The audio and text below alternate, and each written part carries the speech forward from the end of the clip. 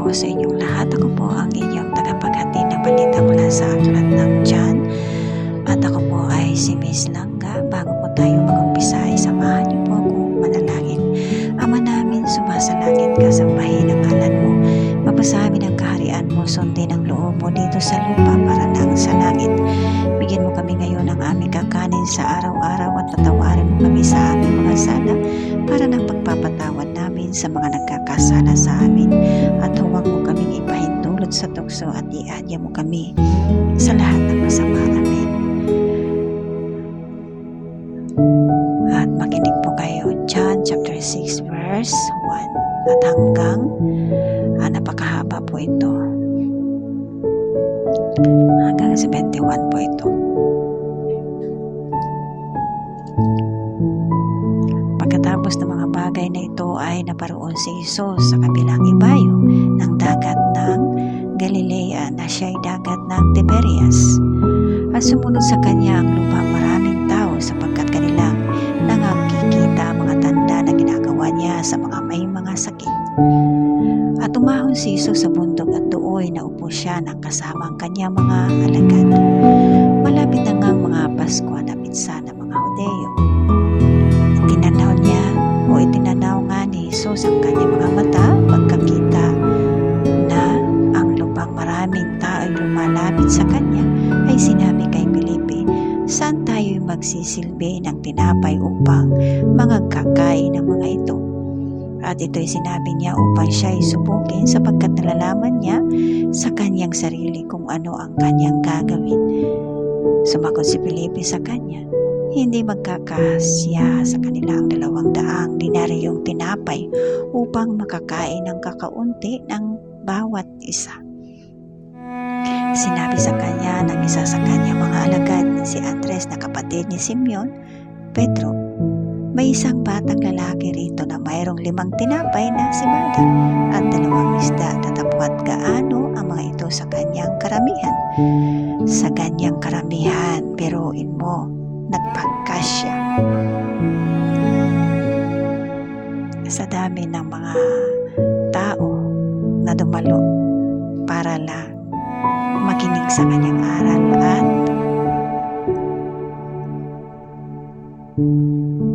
mapabuti ang kanilang sakit o mapagaling. Sa sinabi ni Jesus, inyong paupuin ng mga tao madamo na sa dakong yaon.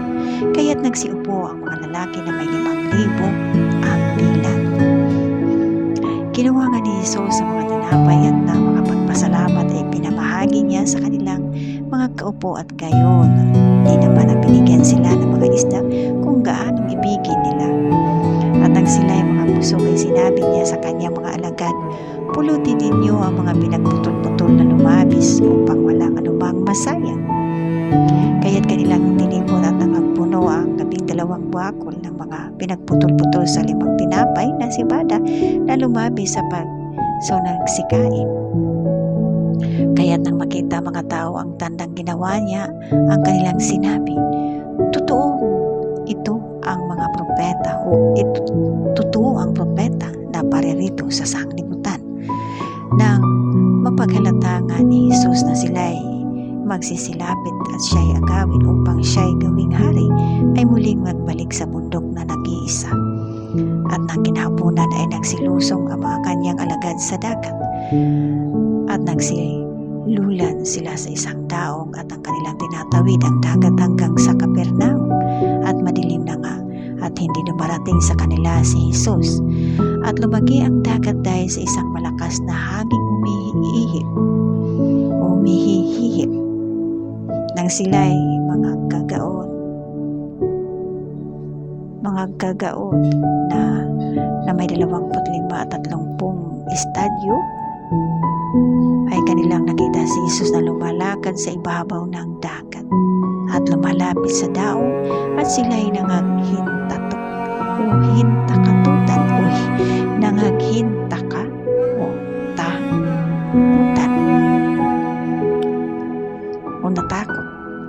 sapagkat ang nakita nila na si Jesus ay lumalakad sa dagat. So nabigla po sila. O dapat sinabi nga sa kanila, ako nga yung huwag kayo'y mga takot. Malugod nga nilang tinanggap siya sa daong at pagdakay dumating ang daong sa lumpang kanilang tinutupa o tinutumpa.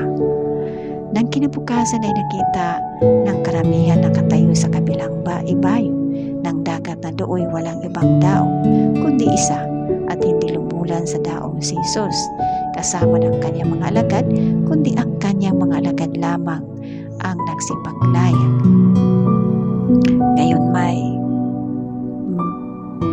Gayon man ay may mga daong na nagsidating na mula sa Tiberias malapit sa dagon sa kanilang kinakainan ng tinapay pagkatapos makapagpasalamat ang Panginoon.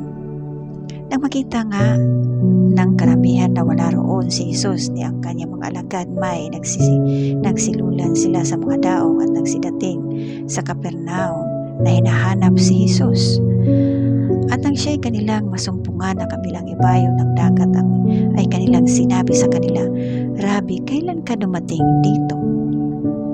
Katotohanang sinasabi o sinagot sila ni Jesus at sinabi, Katotohanang sinabi ko sa inyo, ako'y inyong hinahanap hindi dahil sa inyong nangakita ang mga tanda, kundi dahil sa kayo'y nagsikain ng tinapay at kayo'y nangabusog.